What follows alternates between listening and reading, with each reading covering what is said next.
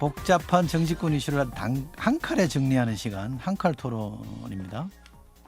공론센터 장성철 소장님 어서 오십시오. 네, 안녕하세요. 여전하십니다. 한 칼에 정리가 안 되는 요즘이에요. 그럼 단칼로 할까요? 단칼로도 안 돼요. 그럼 무뎌졌어요, 많이. 그럼 어떻게 할까요? 그냥 쓸어야 될 것 같아요. 뭐 어떻게 하지 이걸? 답이 없어요. 쓰는 토론? 김준일 시사평론가. 어서 예, 오십시오. 안녕하세요. 아니 김준일입니다. 김준일 평론가는 이 뉴스쇼 먹여 살리는 사람 같아. 그렇지 않습니다. 없으면 안 될 것 같아. 뭐 대체제입니다. 누구라도 와서 할 수 있는. 저는 대행인데. 요즘 대행이 아주 그렇죠. 대행이 되세요. 중심이죠. 저는 딱 임기가 정해진 대행이에요. 근데 그분들은 임기가 어떻게 될지 모르잖아요. 거의 정해졌다고 봅니다. 저는. 그래요? 예, 제가 보기엔. 아 그래? 예, 진행하시죠. 아니 그것도 관련된 거니까 그러면 지금 대행 말고 전 대행은 다시 살아올 가능성이 있어요? 모르겠어요. 요즘은 사실 이거 섣불리 예측하기 어려운데 한덕수 총리는 저는 복귀할 가능성이 좀 높다고 봅니다. 개인적으로. 예, 탄핵 기각 가능성 높다고 개인적으로 봐요. 그러면 이제 시간 순서를 보면 대통령 탄핵 심판 이후에 결론 나나요? 그거는 헌재한테 물어봐야죠. 헌재한테 물어봐야 되는데 저는 그럴 가능성이 높다고 봅니다. 그것도. 헌재한테 물어보라는 건 무책임한 대답 아니에요? 그래도 평론가의 생명력을 좀 연장하기 위해서는 저렇게 여지를 남겨두는 게 좋습니다. 그래요? 예. 틀리는 맛에 예측하는 거지. 그럼 욕 뒤지가도 먹습니다. 맞는 것도 하나도 없이 장성철 맨날 말하는 거 틀려. 막. 그래요? 엄청나게 욕 먹고 있어요. 저는 열심히 귀담아 듣고 있는데. 자, 명태균 게이트 얘기부터 얘기해 볼게요. 다시 명태균이라는 이름이 소환된 이유는 뭐예요? 좀 느닷없잖아요. 이제 민주당에서는 명태균 특검을 지금 발의를 했고요. 네. 그리고 어제였죠. 창원지검에서 서울중앙지검으로 우리 이제 명태균 수사 못 하겠어요. 중앙지검에서 가져가 가지고 검찰총장께서 알아서 좀 처리해 주세요라고 했잖아요. 그리고 명태균 씨의 변호사님 남상권 변호사죠. 자꾸 이슈를 만들어내요. 그분이? 잊을만 하면 일주일에 한 번씩 이슈를 만들어내고 어제도 어마어마한 거 예. 복기록 해가지고 터트렸잖아요. 예. 그러니까 우리가 명태균 씨 문제가 김건희 여사를 보호하려고 윤석열 대통령이 예. 갑자기 비상계엄한 거 아니야? 예. 12월 3일 날? 예. 이렇게 왜 유추하고 추측하고 상상할 수 있는 여지를 막 남겨두니까 이 이슈는 대선 때까지 안 사그라들 것 같아요. 그러니까요. 뭐 그게 만약에 변호사가 밝힌 얘기가 명태균 씨가 하라고 그래서 한 거라 그러면 네. 이분의 정치적 감각은 대단한 거 아닌가요? 명태균 씨의 감각이요. 원한과 복수와 보복 뭐 이런 거가 있는 거 같아요. 존재감도 남다른 것 같고. 그렇죠. 어떻게 보셨어요? 예전에 이제 도이치모터스 주가 조작 그 범인들이 예전에 편지를 썼나 그때 문자를 보냈나 그래가지고 서로 우리만 달려가는 거 맞아, 아니야? 맞아. 뭐 이렇게 맞아. 서로 그런 게 걱정하고 있었어요. 그랬던 적이 있잖아요. 그거는 김건희는 빠져나가고 우리만 달려나가는 네, 거 아니야? 저는 딱 명태균이 딱 그런 느낌이라고 생각해요. 그러니까 뭐 꼭 김건희 여사뿐만이 아니라 뭐 나머지 예를 들면은 뭐 오세훈, 뭐 홍준표 뭐 등등등에서 관련된 사람들은 다 빠져나가고 나만 처벌받는 거 아니야? 그러니까 약간의 이판사판도 있는 것 같아요. 그러니까 지금 그러니까 본인은 처벌을 피할 수 없다라는 거 알 거예요. 그런데 지금 상황에서는 무난하게 중형에 나올 가능성이 높으니까 이 상황에 좀 균열을 내보겠다라는 게 이제 명태균 쪽의 이제 전략인 것 같고 지금 민주당에서도 어쨌든 명태균 특검을 하니까 김건희 여사 쪽으로 이제 시선도 가고 또 최근에 이제 조태용 국정원장하고 이제 김건희 여사랑 이제 계엄 전날에 그리고 당일날까지 답장까지 이제 주고받은 게 또 공개되고 그러니까 김건희 여사의 지금 시선이 쏠리는 거는 당연한 것 같습니다. 그래서 굉장히 어제 저는 굉장히 충격적으로 봤는데 그 남상권 변호사가 공개한 명태균 씨하고 김건희 여사 전문이 있잖아요. 김건희 여사는 지금 역사상 보수 정당 역사상 최대 의석을 얻을 거다. 지난 총선에 이런 얘기를 했잖아요. 그러니까 명태균 씨가 110석 못 넘습니다. 이 얘기했잖아요. 진짜일까? 전 진짜일 것 같아요. 그 이 얘기가 쪽집게로 맞췄다고? 이 얘기가 그 전에도 저도 110석 못 넘는다. 저는 100석대 초반대로 제가 지난번에 예측을 했는데 그러니까 사실 정치를 보는 눈이 있으면 대충 알거든요. 그러니까. 저는 없구나. 근데 김건희 여사는 정무 감각이 뛰어나다. 뭐 맨날 이렇게 했잖아요. 그런데 지금 보수 정당 역사상 최대 의석? 그러니까 이거 뭐 이분의 정무 감각이 그렇게 뛰어나지 않았구나라는 거를 다시 한번 좀 확인했습니다. 예. 근데 그거는 통화 녹취록이나 음성을 공개한 것이 아니라 명태균 씨가 변호사 불러가지고 나 그때 이런 통화했어. 받아 적어봐. 복기록이잖아요. 복기록이라는 말도 있더만요. 복기록이죠. 그게 이제 증거 자료는 제출 못했으니까. 명태균 씨의 말이 사실 가능성이 높지만 그거를 또 그렇게 예단하는 것도 무리가 있지 않을까. 좀 그런 생각도 들더라고요. 나중에 그냥 벌어진 일을 꿰어 맞추기 식으로 해가지고 내가 그렇게 예지력이 있고 그렇지. 뭐 예. 전망을 잘하는 그런 사람이고 김건희 여사한테 대해서 내가 김영선 공천 줘야 된다고 김상민 공천 안 된다고 막 이렇게 화내면서 얘기하는 그 정도의 사람이야. 나 그런 사람이야. 그걸 좀 보여주기 위한 복기록이 아닌가. 그런 생각도 들어요. 제가 장성철 소장님 뵈면 한번 여쭤보려고 그랬었는데요. 네. 그 조태용 원장이랑 주고받은 문자가 네. 뭐예요? 모르겠습니다. 몰라요? 네. 그러면 두 번째 네. 지극히 개인적인 가정사라는 게 뭐예요? 윤 대통령이 그렇게 언급했다고 김봉식 전 서울경찰청장이 언급했잖아요. 탄핵 이후로 그 진술 자체를 못 믿겠어요. 못 믿겠다고 네. 그럼 지어낸 거예요? 특히 개인적이라고 해야 여러 가지 뭐 정치적인 오해나 법적인 처벌을 피해갈 수가 있으니까 그런 얘기로 좀 변명한 것이 아닌가 그런 생각이 들더라고요. 모르시는구나. 네, 몰라요. 모른다 그래야지. 아니 저희 추측이나 생각을 말씀드려야 되니까. 아니 근데 저도 모르는데 김봉식 서울경찰청장이 윤석열 대통령의 계엄한 이유가 개인적인 가정사라고 진술을 했다고 해서 본인의 처벌이 가벼워지나요? 그렇죠. 그거는 아니에요. 그러니까 더 계엄 사유로는 황당한 거죠. 황당한 거죠. 더 네. 황당한 거기 때문에 굳이 거짓말을 할 이유는 별로 없어 보인다. 뭐 그래서 계속 어제 박지원 의원도 나오셔서 얘기했잖아요. 대통령 오빠. 안 돼. 대통령 오빠 대통령 맞아? 이거 김건희 특검법 이거 한동훈이 통과시키려고 하는데 이거 하나 처리 못해? 뭐 이렇게 얘기했을 가능성 뭐 이런 거가 지금 박지원 의원도 얘기하시잖아요. 저도 충분히 보세요? 개연성이 있다라고 봅니다. 왜냐하면 타임라인이 작년 10월 31일에 윤석열 대통령 음성 나오고요. 11월 4일에 검찰의 그 명태균 관련해서 수사 기록 나오고요. 그게 이제 뉴스타파가 보도를 했고요. 11월 24일에 윤석열, 김용현 두 사람이 차 마시면서 얘기했다라는 게 명태균 게이트 언급하면서 이게 나라냐 얘기를 하고 얼마 안 있어서 계엄 터졌거든요. 그래서 저는 이거 충분히 가능하고 김건희 여사가 알 가능성이 높다. 개입했는지는 모르겠으나 그래서 이건 수사 대상이다. 저는 그렇게 봅니다.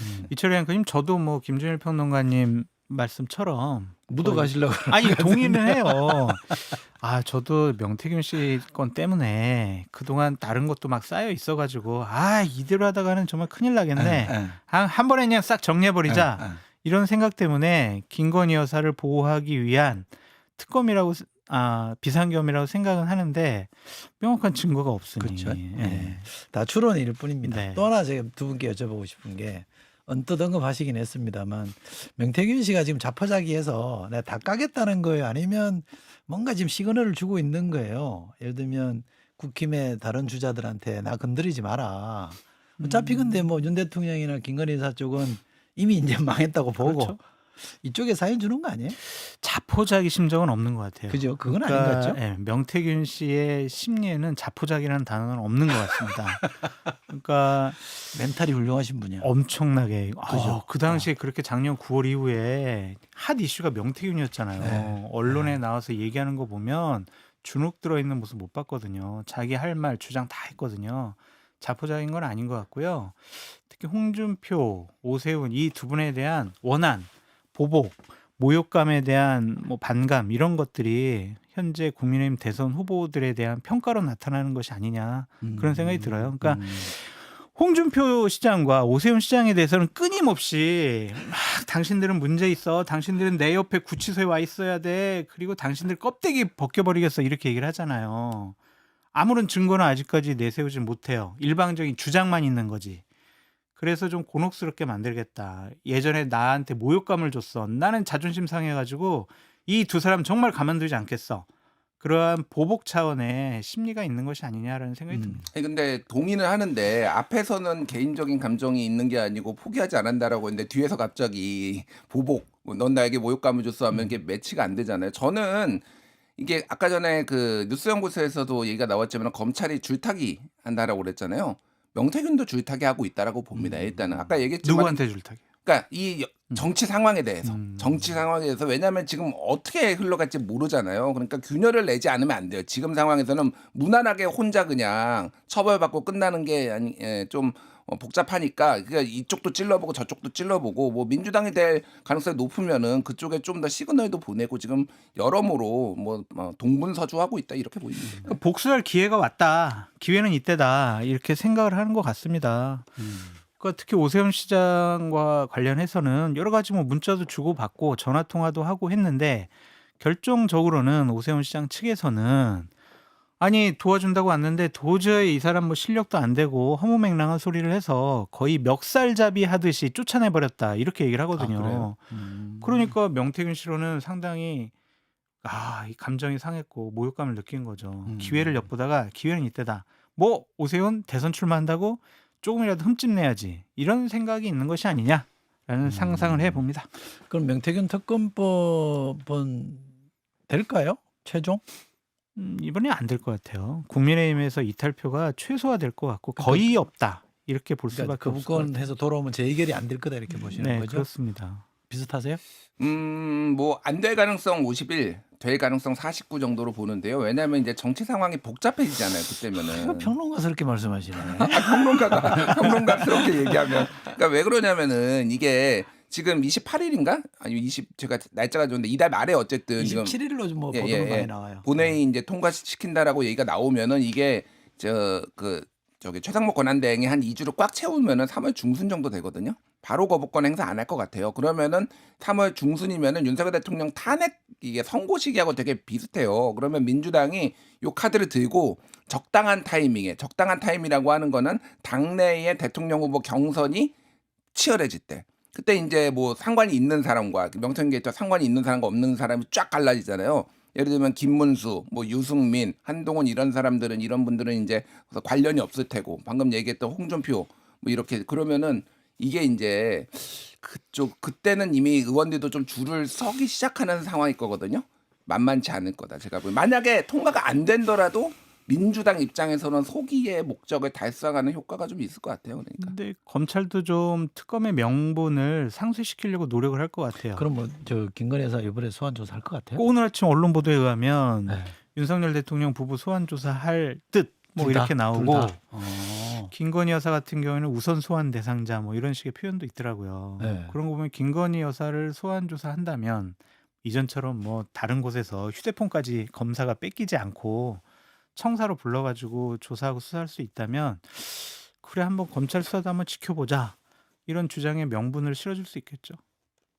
저도 비슷한 생각이에요. 그러니까 창원지검에서 중앙지검으로 올렸다라는 거는 게다가 중앙지검장이 지금 탄핵 상태잖아요. 뭐 조만간 결과가 나오긴 하겠지만 이거는 심우정 검찰총장이 정무적 판단에 직접 한다라는 거니까 그러겠죠. 네. 그쪽에서는 그러니까 사실 방치거든요. 창원지검에서는 그러니까 수동적으로 간을 봤다면 검찰이 이제는 적극적으로 간을 보겠다. 여기에 올려서 그러면은 몇몇은 아마 소환 조사가 될 겁니다. 그러니까 이렇게 볼 수도 있잖아요. 제 주변에서 이렇게 얘기하는데 명태균 씨가 하여간 팩트는 확인된 게 아무것도 없지만 네. 그래도 좀 언급되는 사람, 안 좋게 언급되는 사람은 오세훈하고 지금 말씀하신 홍준표고 친하게 지냈다는 분은 이준석 네. 의원. 네. 근데 이 세 분 다 대선에 나올 가능성이 있기 때문에 민주당이 요분들을 타겟으로 한 지금 특검을 낸 거 아니냐. 아니 그렇게 좀 뭐 생각을 하는데 정책의 그래요? 의도가 네. 다분한 특검인 것 같은데 일단은 검찰에서 김건희 여사뿐만이 아니라 오세훈 시장이나 홍준표 시장을 소환 조사할까? 그 두 시장은 소환 조사에 응할까? 그것도 하나의 관전 포인트 같아요. 근데 오세훈 시장 소환 조사했어요. 근데 여러 가지 조사를 해보니까 명태균 씨 일방적인 주장이다. 그래서 오세훈은 상관없다. 이런 수사 결론을 내리든지 아니면은 뭔가가 있어가지고 앞으로 계속 조사하고 수사해야 될 것 같다. 이러면은 난리가 날 거 아니에요. 양쪽 다 난리 난리예요. 나겠죠. 면죄부 주면은 민주당에서 가만히 안 있을 거고 문제 있다 그러면 국민의힘이나 오세훈 시장이 반발 심할 거 아니에요. 그래서 대선 출마하려고 하는 분들은 검찰에서 소환 조사를 하지 않을 가능성도 있지 않을까 그렇게 생각이 듭니다. 아예 좀 시간을 끌 거다. 네. 비슷하죠? 예, 뭐 비슷합니다. 네, 알겠습니다. 두 분에게 단도직입적으로 5월 대선이에요, 또요? 6월 대선이에요. 저는 5월 대선으로 5월 대선. 저도 5월 20일 뭐 이 정도에 하지 않을까 싶네요. 대선이 네. 5월 20일 수요일인가요? 하여튼 뭐 그 정도인 거죠. 화요일, 수요일 그 정도. 그럼 3월 중순쯤에는 이제 결과가 나온다는 말씀인 거죠? 탄핵 예, 심판이? 저는 지속적으로 한 달 반 정도 서부터 저는 3월 17일을 찍었거든요. 3월 아. 17일 정도에 선고가 나올 것이다. 3월 중순인데 뭐 셋째 주 초반 뭐 이 정도인데 지금 이거 거의 맞추면 쪽집게 되는 건데. 아, 저도 그랬어요. 아, 그래? 3월 18일 전후를 통해서 아, 요건 약간 여지를 뒀네. 전후. 3월 18일. 제가 맞는 게 많은데요. 틀린 것도 많은데 틀린 건 절대 얘기 안 합니다. 그거 맞는 안 할 것만. 거, 그 얘기 안 해야 돼. 예. 그래서 3월 그 정도 근데 지금 그 수순으로 가고 있는 게 지금 윤석열 대통령에 대해서 이번 주 목요일에 지금 이때문에 변론하는 거를 조금 늦춰질 수도 있고 그러면은 타임라인이 정말 그 정도까지 나올 것 같아요. 보면 예. 저 5월 21일이나 5월 28일 날 그때 대선이 좀 이루어지지 않을까. 좀, 5월 20일이나 예. 28일. 예. 그때 꼭 이루어져야 되는 이유가 개인적으로 제가 사정이 있어가지고 아, 그래요? 그때 저기 대선 끝나고 어디 가야 돼서 이때 해야 됩니다. 그게 수요일이에요. 그래가지고 어차피 탄핵 심판이 길게 막 늦춰질 것 같진 않아요. 3월 중순이면은 결론이 나게 될 거고, 그럼 5월 중순 말 그때쯤 대선 되겠죠. 뭐. 근데 너무 저희가 인용을 전제로 해가지고 예측하는 것이 아닌가. 기각될 수도 있지 않을까. 그런 전망을 하는 분들도 있다라는 의견을 말씀을 드리겠습니다. 기각 가능성 0%입니다. 많이 요즘 당하시나 보죠? 엄청 갑자기 물을 타시네. 갑자기 그냥 여기저기서 그냥 좀 양쪽에서 다 뭐라고 기각 욕먹어요. 가능성 0%라고 아니, 제가 그런 의견도 있다. 과감하게. 아, 그럼 그런 의견도 의견도 있죠. 있으니까 그럼요. 소개시켜 드려야죠. 그 뭐 판단은 헌법 재판관들이 하시는 거니까. 네. 저희들은 이제 추론하는 거고요. 하야 가능성 어떻게 보세요? 갑자기 0%예요. 뭐그 얘기 이게 0%예요? 또? 네, 윤석열 대통령이 하야할 생각이 있었으면 지금까지 저런 메시지와 행동을 안 하죠. 그리고 성품을 보세요. 하야라는 게 뭐예요? 내가 잘못한 것을 인정하는 거잖아요.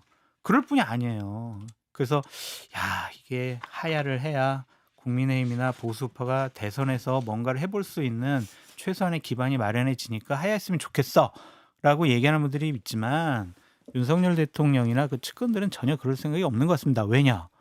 이거 탄핵 심판 기각이라고 생각을 하고 있거든요. 진짜 그렇게 믿고 있어요? 네, 내가 대통령직에 복귀할 거야. 근데 내가 왜 하야를 해?